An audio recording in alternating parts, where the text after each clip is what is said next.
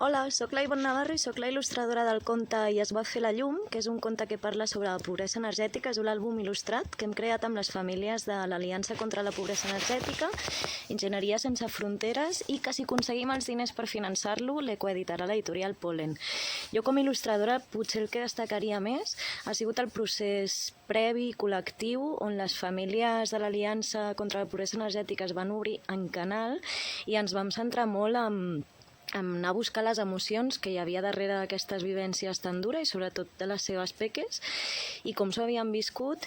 I ha sigut un repte plasmar això en il·lustracions, però ha sigut molt bonic, molt emocionant. Jo he après molt també i us volem demanar, és que necessitem molt la vostra ajuda, sigui col·laborant econòmicament amb la campanya de micromecenatge que hem començat a Goteo, que trobareu el link al meu perfil, o sigui fent-nos molta difusió. Envieu-li a tothom, perquè aquest projecte ha de veure la llum.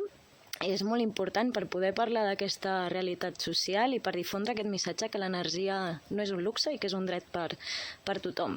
Ajudeu-nos!